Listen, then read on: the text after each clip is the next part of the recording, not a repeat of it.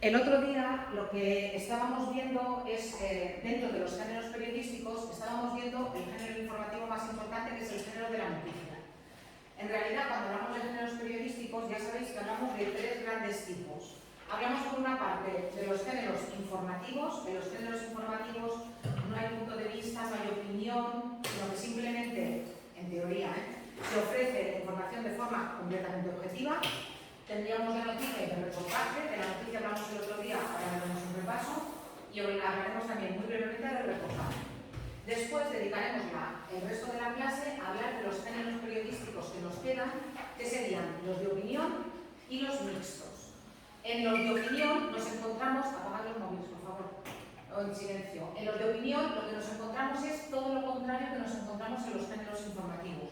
En los géneros de opinión nos vamos a encontrar siempre con que los textos están firmados, sabemos el nombre de la persona que lo escribe, tenemos incluso muchas veces la foto de la persona que lo escribe, y son textos justamente de opinión, es decir, son textos en los que hay subjetividad, y si los textos informativos son expositivos, en los textos de opinión lo que nos vamos a encontrar son textos, sobre todo, básicamente, argumentativos. Veremos luego qué diferencia hay entre un artículo de opinión, una columna, un editorial, que serían los textos de opinión, los géneros periodísticos de opinión que escriben personas desde el periódico o desde la televisión o desde el medio de internet. Luego veremos cómo la opinión de los lectores también se puede recoger en los textos periodísticos a través de las cartas al director o cartas de los lectores y de los comentarios que los lectores ya pueden dejar en los periódicos online, que esa es una novedad de hace relativamente poco. Y finalmente acabaremos hablando de los géneros mixtos. Los géneros mixtos son aquellos que combinan información y opinión. Luego veremos que es una crítica, que es una crónica, pero ahora me quiero parar un poco en la entrevista, porque veréis que la entrevista, sobre todo si buscáis cosas en internet sobre el texto periodístico, vais a ver que la entrevista varía. Hay manuales que consideran que la entrevista es un género informativo. Hay manuales que consideran que la entrevista es un género de opinión. Y hay autores que consideran que la entrevista es un género mixto. Luego veremos por qué. Pero ya veréis cómo en vuestros apuntes la había colocado en un sitio y luego aquí la he colocado en otro. Pero luego hablaremos de las entrevistas. ¿De acuerdo? Venga, vamos a la noticia, que era lo que estábamos viendo el otro día, y le damos un repaso rápido a la noticia. Ya sabéis que la noticia es el principal género informativo, el más importante de todos, el que vais a encontrar en los telediarios, el que vais a encontrar en muchos medios online y también naturalmente el que vais a encontrar en el periódico escrito. Sabéis que la noticia tiene una estructura que es muy particular, de manera que la información más importante la encontramos arriba y luego esa información va descendiendo en importancia, de forma que si yo soy un periodista, soy un editor de un telediario y necesito recortar esa noticia, la voy a recortar siempre por el final, porque lo que se ofrece al final es material accesorio, información que no es necesaria para entender bien el titular. Ya sabéis que si la noticia está bien escrita, en el primer párrafo, después del titular, en el primer párrafo, que se llama entrada, entradilla, o con el anglicismo ley, en el primer párrafo nos tenemos que encontrar la respuesta a las 6 preguntas, que se llaman las 6 dobles, porque utilizamos el término del inglés: qué, quién, cuándo, dónde, cómo y por qué. ¿Qué ha pasado? ¿Quién le ha pasado? ¿Cuándo ha pasado? ¿Dónde ha pasado? El verbo, ¿Cómo ha el verbo pasado? de la frase. ¿Cómo ha pasado y por qué ha pasado? Eso os lo vais a encontrar desarrollado en la entradilla, si la noticia está bien escrita. Después, en los siguientes párrafos, ya se irán desarrollando diferentes aspectos justamente de esa noticia. Bueno, aquí tenéis un ejemplo, aquí tenéis también un vídeo donde se explica esto de una forma más detallada, pero por lo que yo os explico tenéis tiempo de sobra, tenéis material de sobra para probar. Y lo último de lo que hablamos el otro día es de una cuestión de la que cada día tenemos que preocuparnos más, que es la información falsa. Y cómo está circulando un término que ahora se llama posverdad, que no es nada más que una mentira. Es una verdad que alguien se inventa, es decir, una mentira, una verdad inventada es una mentira, pero que se hace pasar por verdad. Y luego, los desmentidos nunca jamás alcanzan la misma importancia que ha alcanzado la noticia. Hoy, por ejemplo, hoy está saliendo la noticia, salió ayer por la noche y se está desarrollando, de que el expresidente estadounidense Trump había promovido toda una maquinaria, incluso antes de las elecciones, para decir que él había ganado las elecciones y que se las habían robado. Y se ha demostrado cómo él generó toda esa maquinaria de me han robado las elecciones cuando yo era el legítimo ganador, que acabó el día 6 de enero, ¿os acordáis? En el asalto al Capitolio en Estados Unidos, cuando entraron allí en el Capitolio y mataron a 2 o 3 policías y se vio la que se vio que Estados Unidos estuvo a esto de un golpe de Estado, a esto de un golpe de Estado. Y eso viene porque Trump se inventó una mentira, ya la había preparado antes de las elecciones, la hizo correr como si fuera verdad, mucha gente se la creyó y salió indignada a la calle pensando que a Trump efectivamente le habían robado las elecciones. Entonces hay que tener muchísimo cuidado con las noticias falsas, porque detrás de las noticias falsas, lo que hoy en día se llaman fake news, siempre hay intereses. Siempre hay intereses. Cuando se difunde un bulo es porque hay algo detrás, que hay alguien detrás que está difundiendo ese bulo por alguna razón determinada. Os expliqué el otro día cómo se reconocían las fake news y os acordáis que nos paramos un momento en esa portada del Heraldo de Aragón y que vimos que era una noticia falsa por una serie de razones, pero evidentemente si vamos a buscar quién puede estar detrás de esta noticia, evidentemente personas que son contrarias a Pedro Sánchez, pero también las personas contrarias a las vacunas contra la COVID. Aquí detrás los que estaban fundamentalmente eran los antivacunas, porque si leéis esto dice, he sido extorsionado por parte de Europa y las farmacéuticas, y después aquí abajo, nos obligaron a inocular a los niños sabiendo que esa sustancia no está aprobada ni en ratas. O sea, imaginaos, claro, ¿quién está detrás? Luego, cuando leías esto, evidentemente era todo en contra de las vacunas. O sea, había un movimiento antivacunas muy grande que quería que la gente se vacunara, y estuvo moviendo muchísimas informaciones falsas durante la pandemia, muchísimas hubo durante la pandemia. Esto tendría que estar... Claro que sí, pero en teoría sí, lo que pasa es que luego... Bueno, pero luego castigado... Sí, pero ¿sabes qué pasa? Que esto va más rápido que la ley. Entonces, como esto va más rápido que la ley, primero tienes que identificar a la persona, porque después resulta que en Internet todos somos anónimos. ¿Qué pasa en las redes sociales? Que nos atrevemos a decir cosas... Efectivamente, y nos atrevemos a decir cosas que a la cara no las diríamos. La informática saca lo que quiere. Sí, lo que pasa es que luego te encuentras los hackers rusos, pero luego eso se va a un servidor en Rusia y allí ya nos perdemos con China y nos perdemos todos. Pero bueno, en cualquier caso, ¿os acordáis cómo veíamos que esto era una noticia falsa, verdad? Primero, porque estaba mal escrita, había una falta de ortografía en Increíbles. Segundo, porque utiliza mal los signos de puntuación. En los titulares de las noticias nunca se pone un punto al final. Tercero, porque utiliza una serie de adjetivos, en este caso increíbles, que no hay que utilizar nunca en una noticia, porque esto es léxico valorativo y en las noticias no hay que utilizar nunca léxico valorativo. Otra cosa sería si dijera Sánchez afirma, 2 puntos, abrimos comillas, son increíbles los buenos resultados de las vacunas, cerramos comillas. Eso sería otra cosa, porque lo que estamos teniendo es la cita literal de lo que ha dicho el presidente. Pero aquí no, aquí es el periodista el que escribe esto, por tanto, mal. Después, la foto esta claramente manipulada con esa lágrima, que es un Photoshop escandaloso. Y después, no se sabe quién ha escrito la noticia. ¿Os acordáis que os dije que había que buscar quién era la fuente, quién lo había escrito? ¿Todo ese periódico edificado o impreso? Sí, pero si tú comparas el periódico... pero si tú lo comparas, pero a mí esto me llegó, me llegó como si fuera verdad. Mira la portada del Heraldo de Aragón de hoy, y cuando tú entrabas en la página del Heraldo de Aragón, resulta que no estaba esto. Había otra noticia, completamente diferente, pero ¿qué han hecho? Han copiado esto y han hecho que sea una cosa. Seguramente... Esto tiene que ver con esto, pero bueno, no vais a entender. Cuando se hacen phishing, cuando se envían, por ejemplo, del banco, entra para cambiar tu contraseña, también imitan perfectamente la página inicial del banco. Fijaos, como siempre, hay falta de ortografía o alguna falta de puntuación. Que, por ejemplo, ponen un espacio y después 2 puntos, en lugar de los 2 puntos antes del espacio.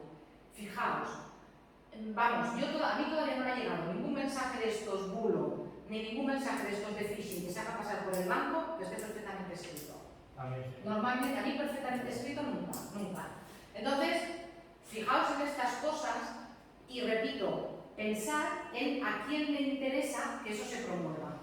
Ya lo veréis, además, en internet, por ejemplo, vosotros sabéis que cuando abrís una noticia de un cariz determinado, luego se os abren un montón de noticias de lo mismo. Eso seguramente os ha pasado. Si en internet habéis abierto una noticia sobre compra-venta de coches, una noticia, no importa ni siquiera que sea, busco comprar coche. Enseguida os van a aparecer un montón de páginas de compra-venta de coches. ¿Qué ocurre? Que si tú haces circular esto, te van a volver a entrar noticias de este tipo. Igual que si te llega algún mensaje, yo que sé, de cariz xenófobo,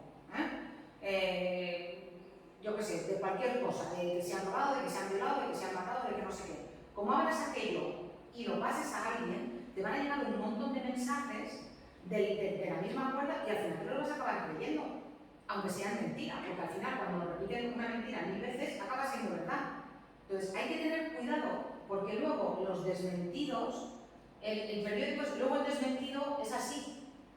No en este caso, porque aquí la página está claramente pirateada. Porque el periódico no la ha dicho. Descubierto que era algo. Efectivamente, nada, eso te va a llegar así. Te va a llegar así. Entonces, cuidado y sobre todo, si de algo no estáis completamente seguros, lo que os dije el otro día, comprobarlo. Lo que hice yo cuando me pasaron esto, dije, venga ya, me voy a la página del Heraldo de Aragón y resulta que esto no aparecía. Claro, luego salió que lo habían imitado y no sé qué. Entonces, cuidado con este tipo de cosas, buscar la fuente original, a ver si es verdad, y dentro de lo que sea posible lo tenemos que parar. Ahora la ley nueva de educación, la LOMLOE, que sabéis que es muy criticada y que hay muchas cosas de la LOMLOE que son un desastre, sí que en las materias de lengua tiene una cosa muy importante y es que le da mucha importancia a este tipo de cosas. A que se trate con los alumnos la información que reciben y a qué herramientas les damos a los alumnos para que distingan lo que es realidad de lo que es bulo o de lo que es falso.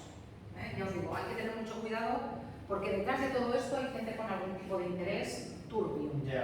Turbio. Después hay alguna que es divertida, como la del elefante de Calarza de arriba, el que os he dicho que tenéis que ver el vídeo, el de que un elefante se tira un pelo y 3 jubilados acaban en el hospital.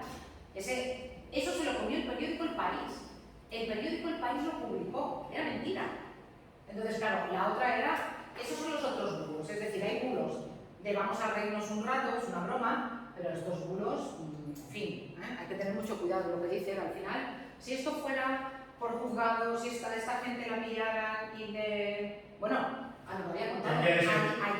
Ayer también, en Estados Unidos, unos padres, un grupo de padres se va a llevar la indemnización más grande que ha dado la justicia en Estados Unidos como mínimo en los últimos años. Y es un bulo. No, es verdad. $1.000 millones. $1.000 millones. ¿Por qué? Porque un periodista en una cadena de televisión dijo que el último tiroteo que hubo en una escuela de Estados Unidos donde murieron tantos niños, que era mentira, que no había muerto nadie en ese tiroteo y que los padres que estaban llorando y que estaban en el funeral eran actores. Eso salió en televisión de Estados Unidos. Perdona que te interrumpa, porque tú, por encima de un periodista hay alguien que tiene que corroborar eso. Claro, pero está la cadena, que es la cadena esta, pero es la cadena esta. ¿Te deja o no te deja publicar? Ya, pero tú piensas que es la cadena esta, Fox News, que es pro-Trump, y claro, ¿qué es lo que hay detrás de esa noticia? El control de armas. Tú piensas que los que son republicanos en Estados Unidos, los que son pro-Trump, lo que quieren es que las armas sigan siendo como ahora en Estados Unidos. Que tú puedes ir a un supermercado y comprar una arma. Yo eso lo he visto, en persona.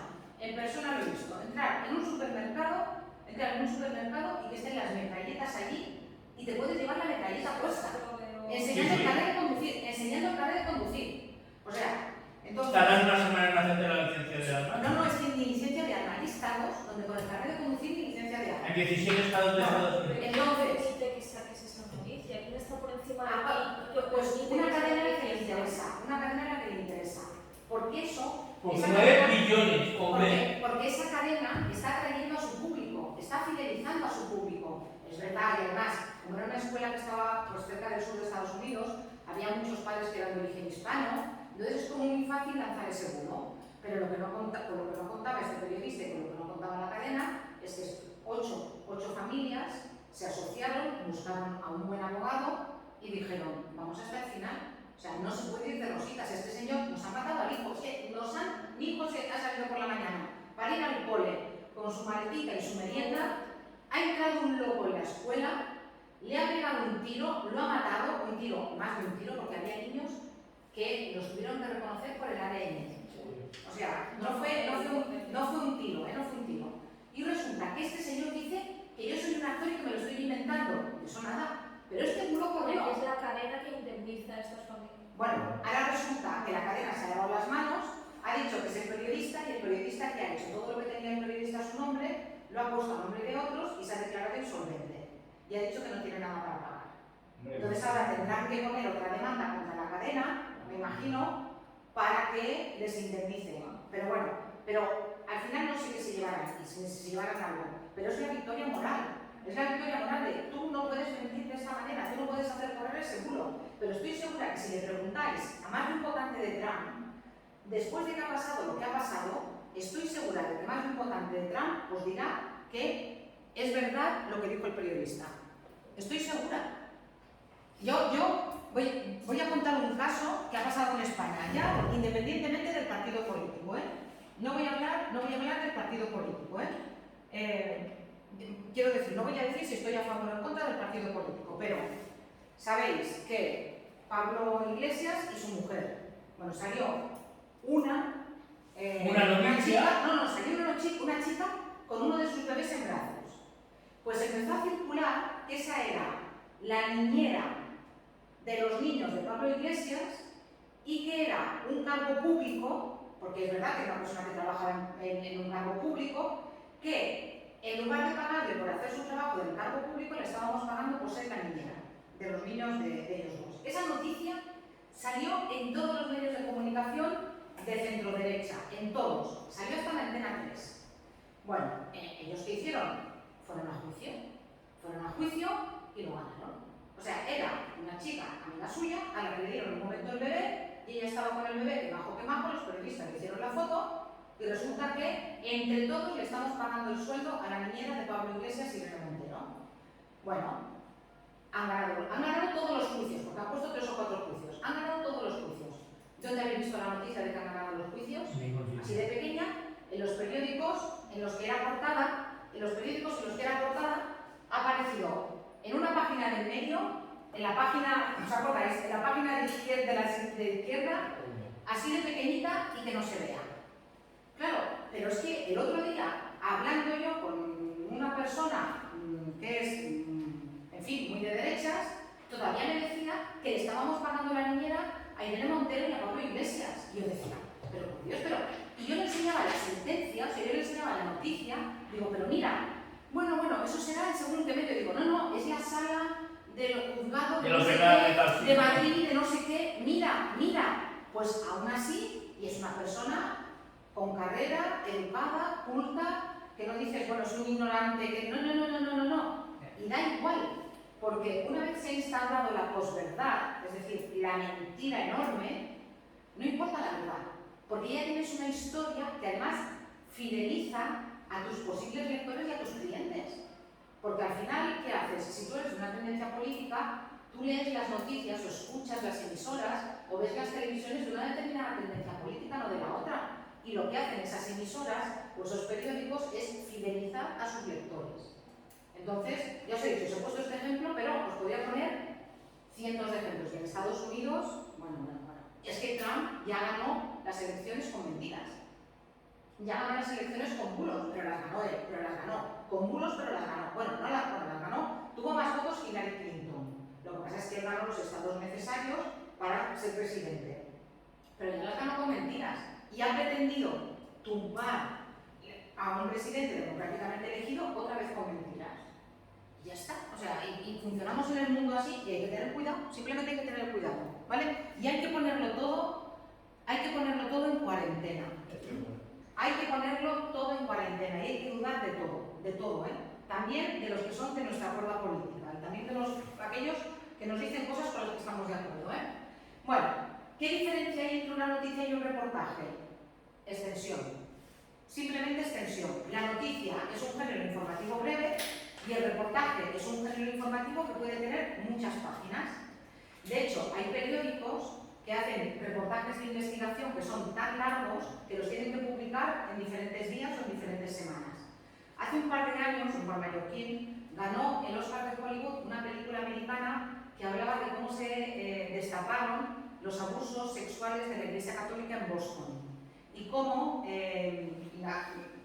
cuando una familia denunciaba que habían abusado de su hijo o de su hija, a ese cura no lo retiraban de la circulación, sino que lo colocaban en otra parroquia donde volvía a abusar de otros niños.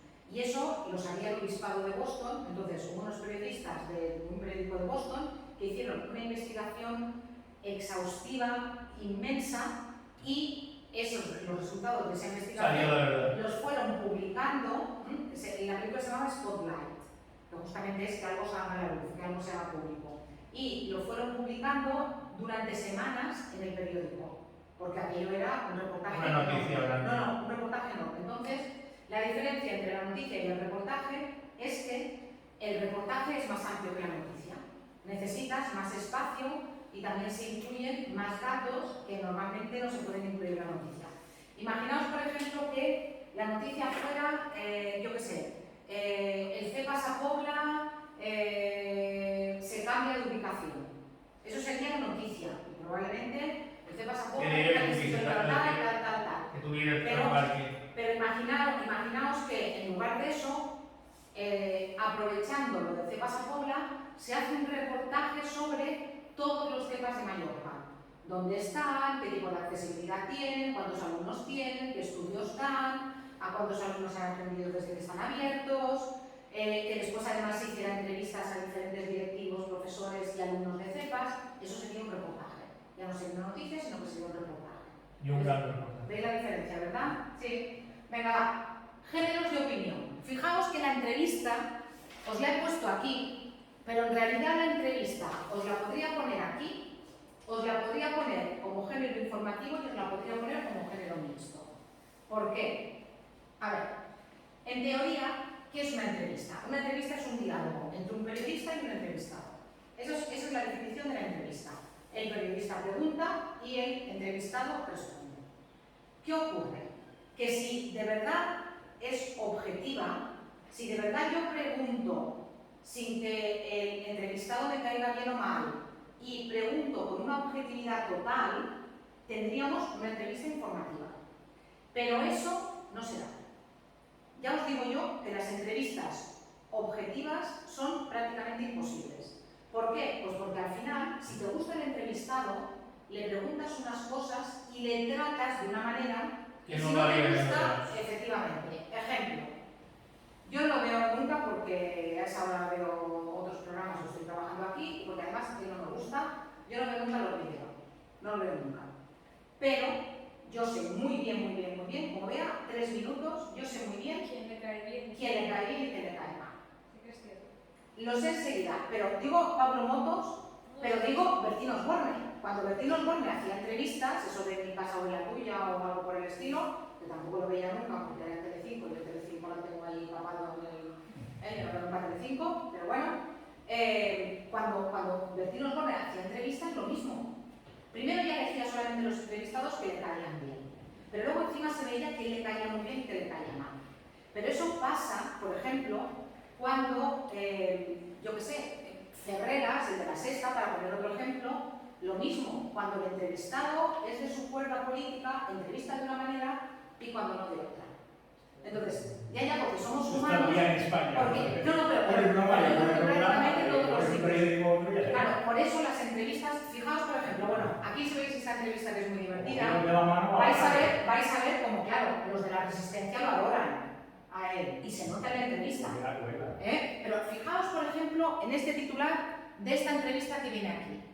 Mirad, es una entrevista que aparentemente es objetiva. Esta es una historia real. Es un chico que estuvo en la cárcel, que tenía una vida en fin un poco disipada, pero al final recondujo su vida y ahora es profesor de instituto. Hace también rap y todo eso. Bueno, la cuestión es, cuando vosotros leéis la entrevista, cómo recuerda los días de prisión, aprendió algo, qué le impidió ser narco, tal. Es una entrevista bastante objetiva. Pero fijaos en el titular. Hace, es el nombre de él, ¿eh? Quise ser narco, me salvaron mis padres y el rap. Ingresó en prisión por no presentarse a un juicio por robo con intimidación. Al salir se hizo rapero flamenco. Hoy es profesor de instituto. Imaginaos esta entrevista con este titular. El delincuente da clase a niños en un instituto. ¿Os imagináis la misma entrevista con el otro titular? Con el delincuente o el exdelincuente, si queréis. El exdelincuente da clase en un instituto a niños. Claro, no es el mismo enfoque. Aquí, fijaos, aquí el periodista admira el trayecto que ha hecho este señor. ¿Lo veis? Me salvaron mis padres y el rap, ahora soy profesor de instituto. Fijaos, ingresó en prisión por no presentarse a un juicio por robo e intimidación. No te está diciendo era un ladrón y ahora es un profesor. ¿Lo veis? Entonces, pero incluso en esta entrevista, que aparentemente es objetiva, al final lo que tú elijas como titular también hace que el personaje te caiga bien o te caiga mal. Yo cuando leí este titular, yo leí la entrevista y dije, fíjate, una historia de superación. Pero a lo mejor, no sería mi caso, pero a lo mejor es el caso de algún padre al que no le guste mucho que el profesor que le esté dando clase a su hijo sea un señor que estuvo en la cárcel. Aunque hoy en día os digo, no tengo hijos, pero tengo sobrinos, no sería ningún problema. Pero hay mucha gente para la que sí. ¿Entendéis a lo que me refiero con lo de la entrevista? La entrevista, hay muy pocas entrevistas que sean objetivas, hay muchas entrevistas que son subjetivas y luego hay algunas entrevistas que son mixtas, que tienen una parte de exposición objetiva y luego tiene una parte subjetiva. Por eso yo os digo que depende mucho. Y pensad, por ejemplo, en Ana Rosa Quintana, otra que yo no la veo nunca porque ya os he dicho que en Telecinco yo no lo veo, Ana Rosa Quintana lo mismo. Como le caiga bien el personaje al que está entrevistando, pues es que le pone la alfombra roja. Como le caiga mal, lo machaca. Jordi Évole, para que no digáis que pongo solamente una tendencia política, Jordi Évole, Gonzo. O sea, se ve claramente cuando les gusta el personaje o cuando no les gusta. Entonces, al final tú reconduces la entrevista. Si te gusta el personaje, no le vas a hacer preguntas incómodas. Si te gusta el personaje, no le vas a replicar. Si te gusta el personaje, no le vas a contrapreguntar cuando te dice algo, en fin, que chirría un poco. Ahora, como no te gusta el personaje, lo acribillas. Por eso hay muchos famosos que antes de ir a un programa, primero piden quién va a ser el entrevistador y segundo piden la lista de las preguntas. La lista de las preguntas. Porque si no, no voy a que me pregunten según qué cosas. Vale. ¿Qué es? Seguimos ahora en las páginas de opinión netamente. Si estuvieras en un periódico, las páginas que son de opinión ponen arriba opinión, para que se vea claramente que eso no es información. Eso no es objetivo, sino que lo que va a venir a continuación es subjetivo. Y todos los artículos de opinión, menos el editorial, que luego os diré por qué, van firmados y muchos incluso van firmados de esta manera, con la foto de la persona que ha escrito el artículo de opinión. La diferencia que hay entre un artículo de opinión y una columna es simplemente cómo están escritos. La columna tiene solamente una forma de columna. Si leéis periódicos en papel, sobre todo en la contraportada del periódico en papel y la parte de detrás, veréis que normalmente hay una columna de opinión, prácticamente todos los periódicos. Entonces, la columna sería el artículo de opinión simplemente en forma de columna y el artículo de opinión que ocupa más de una columna sería un artículo de opinión.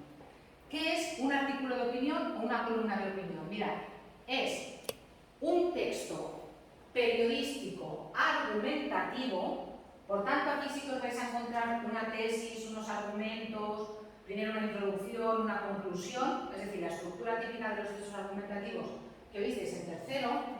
Os vais a encontrar con un texto argumentativo en el que el autor, que es un periodista, un político, un experto, una persona de reconocido prestigio, un escritor, alguien que tiene algo que decir sobre un tema, expresa sus opiniones. Normalmente en temas de actualidad. Por ejemplo, cuando vino la COVID, había muchos artículos de opinión en los periódicos firmados por médicos, por epidemiólogos, que no me saldrá la palabra, por personas que habían trabajado en centros de salud, por personas que habían lidiado con otras pandemias en otros países. Entonces, eran no tenía nada que ver. Pero... eran expertos que daban su opinión. Cuidado, no informaban, no decían cuántos muertos había, ni el estado de las vacunas, sino que daban su opinión sobre lo que se estaba haciendo, lo que no se estaba haciendo o lo que fuera. Como os he dicho, los artículos de opinión aparecen siempre firmados y estos artículos de opinión, esto no es lo que viene, lo que está escrito aquí, lo que hacen es que valoran algo que ha pasado o explican algo que ha pasado que puede pasar. Aquí tenéis un artículo de opinión, no lo voy a leer, pero si queréis leerlo en casa, es un artículo de opinión publicado hace probablemente 20 años, porque el tiempo vuela, yo creo que unos 20 años. Ah, mirad, lo he clavado, no había visto la fecha, lo he clavado. En el 2000, Francisco Umbral. Francisco Umbral era un escritor español, efectivamente murió hace como 10 años. Como 10 años, sí. He venido aquí a hablar de mi libro, ¿os suena? Peleándose con Mercedes Milá. He venido aquí a hablar de mi libro, este era Francisco Umbral. Tenía un genio este hombre, era muy buen escritor, pero tenía una mala leche. Bueno, pues Francisco Umbral escribía artículos de opinión en El Mundo. Y hace 20 años escribió este artículo en el que comparaba a dos programas de televisión que entonces triunfaban, Operación Triunfo y Gran Hermano. Y comparaba el tipo de joven que iba a Operación Triunfo y Gran Hermano, para después llegar a la conclusión de que al final la televisión utilizaba a esos jóvenes que más les valdría estar estudiando, que estar cantando el Corazón Latino o que estar medio desnudos en una casa pegándose el lote con otros. Eso es lo que dice. Y fijaos, esa reflexión que tiene 20 años sigue hoy en día. Cambiarle el título de los programas, ya no hace Gran Hermano, ponerle Las Tentaciones esta, o ¿cómo se llama? La isla, y esta de los cronistas, ¿cómo se llama? La isla es lo mismo, la isla iba desnudo para pasar una... No sé, creo que lo han quitado, este de los cronistas lo han quitado. Este que lo han quitado, pues cambiarle por esto, o cambiar... Jesús Quintero. Sí, que murió hace poco, sí. También una reflexión sobre este tema. Efectivamente. Claro, pero tú veías a los dos tipos, tú veías al tipo de Operación Triunfo, como más fijitos, no llevan aquí porque sé cantar, como más tal, y los de Operación Triunfo, los de Gran Hermano claramente iban a lo que iban, y hacerse famosos en 2 días, y en fin. Pero al final, la mayoría se han convertido en juguetes rotos, los de Operación Triunfo y los de Gran Hermano. Y de la isla también. Hay muchísimos que han acabado fatal, muchos que han acabado muy mal. Y esta reflexión de Paco Umbral, que es un artículo de opinión sobre lo que entonces era un tema de actualidad, al estar tan bien escrita, es un tema que hoy en día sigue vigente. Porque muchas veces estos artículos de opinión trascienden el tiempo. Por lo que os digo, porque están tan bien escritos y hacen una reflexión que al final no es una reflexión concreta de un momento determinado, sino que es una reflexión que dura más en el tiempo. Leed el artículo, que está muy bien, Bueno, como os he dicho, la columna es lo mismo que el artículo de opinión, pero más breve y está escrito generalmente no está escrito en forma de columna. Y cuidado, porque los artículos de opinión y las columnas de opinión no tienen nada que ver ni en la estructura ni en el lenguaje con la noticia. Los artículos de opinión y las columnas de opinión son subjetivas. Son argumentativos. Aquí sí que os vais a encontrar primera persona, segunda persona, apelaciones al lector. Os vais a encontrar una tesis. Todo mezclado. A veces sí, a veces no. Os vais a encontrar una tesis, os vais a encontrar vocabulario connotativo, metáforas, recursos.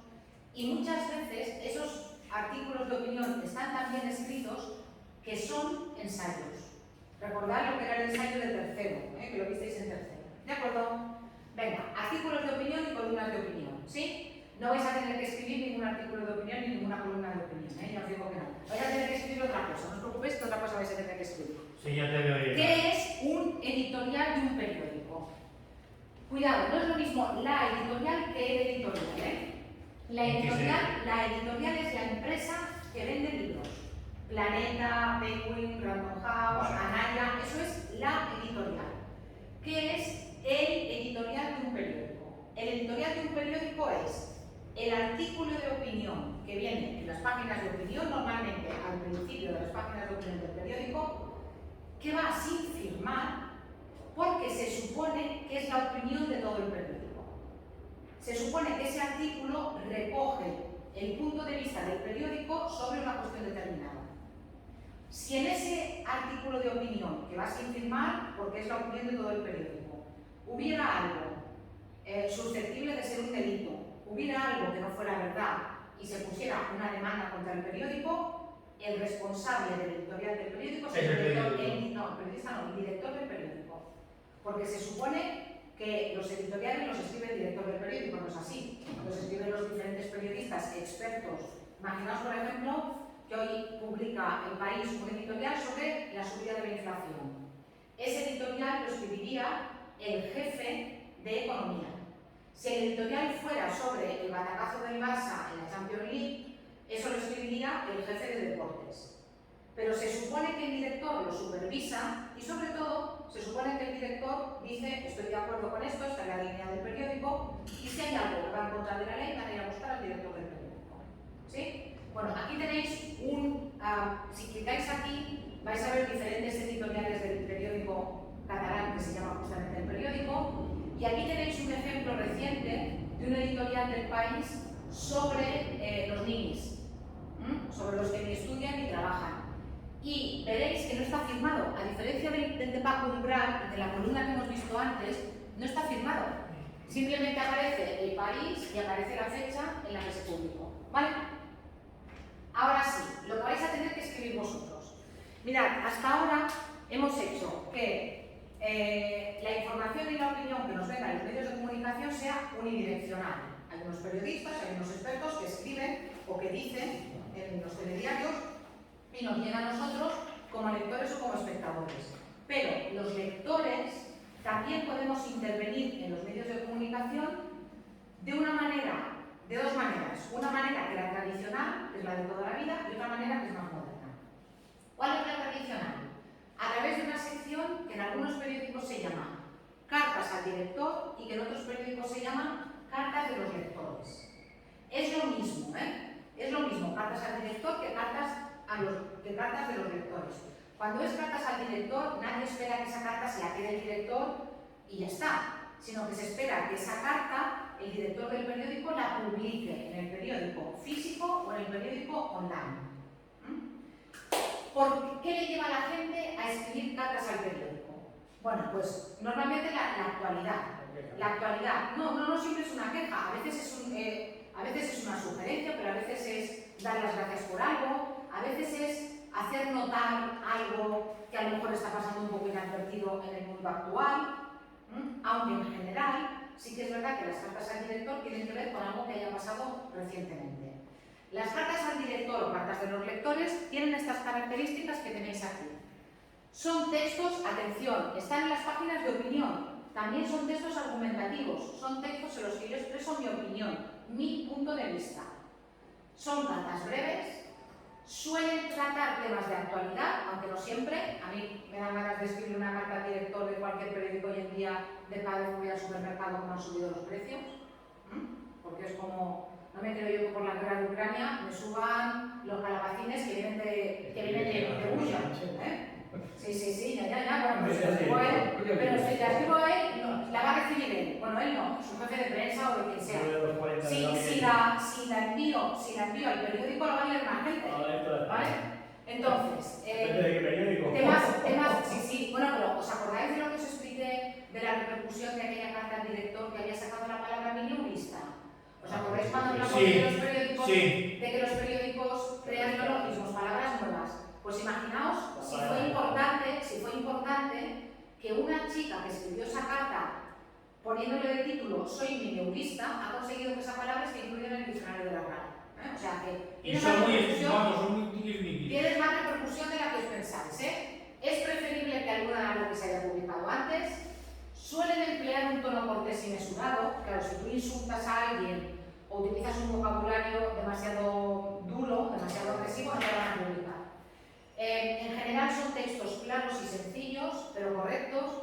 Y siempre el autor debe incluir su nombre, sus apellidos, dirección y DNI, porque, hombre, puedes incluir algo que no sea verdad y tienen que pedirte la reclamación. Por ejemplo, bueno, aquí en este enlace también tenéis diferentes cartas al director. Mirad, por ejemplo, bueno, aquí os he puesto una carta al director que es sobre las entidades bancarias y cómo nos estamos quedando sin bancos y cómo a la gente mayor le estamos obligando a que lo haga todo Ahí online y tienes. no sabe qué hacer, ¿eh? Mirad, estas son las cartas al director de hoy del periódico, del periódico de Cataluña. Una carta sobre la inversión en Cataluña. Otra carta sobre si te pueden echar de un bar sin motivo. Otra carta sobre que en España no se valora el talento. Otra carta sobre que los patinetes son un peligro. Otra carta sobre lo necesario que es la ley de memoria histórica. Otra carta sobre el plan Cuidado en Barcelona. Otra carta sobre un rapero ruso. ¿Veis que son otra carta sobre que por fin parece que va a haber cargadores universales? Que no vamos a tener un cargador para cada cosa. ¿Veis que son cartas sobre temas muy variados? ¿Lo veis? Entonces, se pueden escribir cartas al director sobre prácticamente cualquier tema.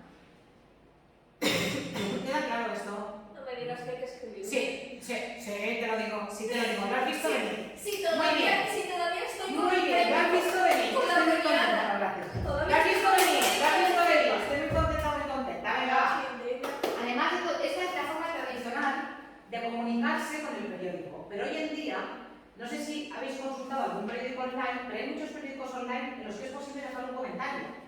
Sobre todo si está registrado. Si no está registrado, no, pero si está registrado, la persona, tú lees un artículo y tú después de ese artículo puedes expresar tu opinión, ¿sí? Y hay artículos que son muy polémicos, que tienen un montón de comentarios, y hay artículos que no. Pero la mayoría de periódicos, para evitar justamente que haya trolls y cosas de estas, lo que hacen es que te piden que te registres, ¿eh? Bueno, a ver, voy a terminar con los géneros mixtos, ¿eh? ¿Qué son los géneros mixtos? Los géneros mixtos son aquellos géneros en los que se mezcla información y opinión. Os voy a poner un ejemplo. Un partido de fútbol. Si yo leo la crónica, y creo que de esto hablamos el otro día, si yo leo la crónica de un partido de fútbol, va a haber una primera parte que es claramente objetiva. Resultado, tarjetas, quién jugó, cambios, el estadio en el que se jugó, el árbitro. Pero luego va a haber una parte en la que el periodista explica el partido y, como vimos el otro día, y lo veremos ahora dentro de nada, el próximo Madrid-Barça, la prensa de Madrid no ve el mismo partido que la prensa de Barcelona. Sí, eso sería un género mixto. También, ¿qué sería un género mixto? La crítica. Por ejemplo, la crítica de una película. Si vosotros leéis en el periódico la crítica de una película, hay una primera parte en la que se pone el título de la película, la duración de la película, los actores, el director, el género. Y luego viene la opinión de esa persona sobre la película. ¿Sí? Ya está. Con esto he acabado la teoría. Actividad número 2. ¿Qué tenéis que hacer? ¿Qué tenéis que hacer? Bueno, lo que tenéis aquí. Ya podéis hacer también la actividad de refuerzo 1. Todo esto lo pondré en el aula virtual. Se me acumulan las actividades. Bueno, como aquí, ya sabéis que tenéis hasta el día del examen, ¿eh? Como aquí no se ve muy bien la actividad, os la voy a abrir aquí que se ve mejor. Aquí. ¿Qué es lo que tenéis que hacer? Mirad. Esta es una noticia real. Esta es una noticia real. Resulta que en unas oposiciones a policía, como el 80% de los opositores suspendieron por la prueba de ortografía. Por las faltas. Por las faltas. Había una prueba de ortografía. Había un montón de exámenes, había legislación, pruebas físicas, no sé qué, y había una prueba de ortografía. Si no se superaba la prueba de ortografía, No daba paso a los otros. ya no podías pasar al resto de exámenes.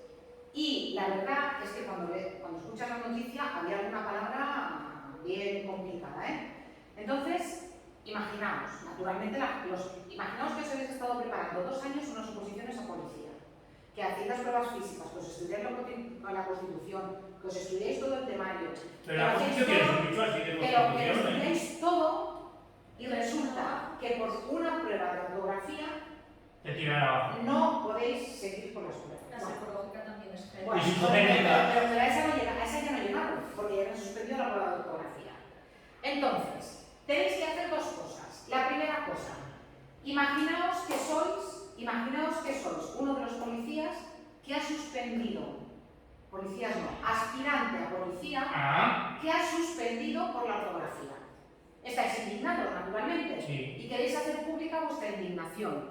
¿De qué manera? Vais a escribir una carta al director. Aquí os explico cómo tiene que ser la carta al director, que son las características que Esto viene aquí. Sí, no, aquí no, viene en el aula virtual. Vale. Un poco más desarrollado, y vuestra carta al director, como siempre, la voy a corregir con una rúbrica, Ya. que en este caso va a ser esta, la rúbrica. ¿De acuerdo? Sí. Esta es la primera parte de la actividad. Tenéis que escribir una carta al director, siendo vosotros un aspirante a policía que ha suspendido por la ortografía. Ese tiene que ser el tema. Sí o sí. Estáis indignados porque después de haberos preparado durante no sé cuánto tiempo, os han suspendido por la ortografía. ¿De acuerdo? Esa es la primera parte de la actividad.